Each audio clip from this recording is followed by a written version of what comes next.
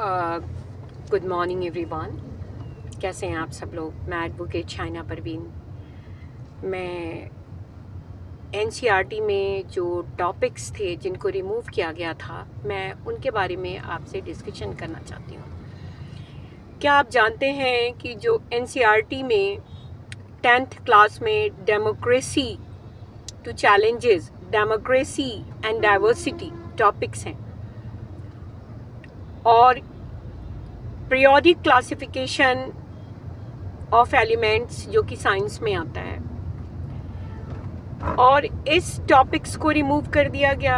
ये सारे टॉपिक्स जो कि कितने इम्पॉर्टेंट हैं, आप ये देखिए, nomenclature of elements, solid, solvent, ये सभी साइंस वाले बच्चों के लिए बहुत ही इम्पॉर्टेंट है, जो उनका बेस को साइंस में बनाता है। जब बच्चे solid, solvent, solution, nomenclature of elements ये सब नहीं जान पाएंगे तो वो साइंस के मेन मैटर्स को समझ ही नहीं पाएंगे।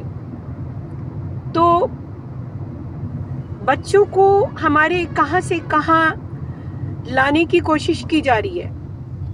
डेमोक्रेसी एंड डाइवर्सिटी में हमारे देश में कितने तरह के लोग रहते हैं, उनका खान पान, रहन सहन सब अलग होता है, लेकिन उसके बाद भी हम एक साथ मिलकर रहते हैं। तो जब हमें इसके बारे में ही नहीं पता होगा तो हम अपने देश में कैसे रह पाएंगे।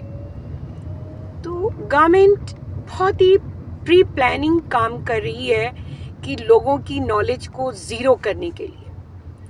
अब चैलेंजेस टू डेमोक्रेसी में डेमोक्रेसी को चैलेंज किया जाता है, जिसमें हम टॉपिक आता है करप्शन टू जुडिशरी, और किसी भी रिलीजन को फॉलो करना जो हमें अच्छा लगता है, किसी भी एम्प्लॉयमेंट को चूज़ करना जो हमें अच्छा लगता है। तो इस तरह के जो चैलेंजेस हैं जुडिशरी डेमोक्रेसी में जो फेस की जाती है, उस तरह के टॉपिक को पढ़ करके ही हमारे बच्चों को नॉलेज होगी कि हमारे क्या राइट्स हैं और हमें अपने देश में कैसे रहना चाहिए। जब इन सारी चीज़ों को रिमूव कर दी जाएगी तो बच्चों की तो नॉलेज ज़ीरो हो जाएगी, और ऐसा ही हुआ है कुछ दिनों में। बच्चे बिल्कुल ब्लैंक हैं, वो नहीं समझ पा रहे हैं। तो हमें इस तरह के टॉपिक को फिर से लाने के लिए कुछ न कुछ करना चाहिए।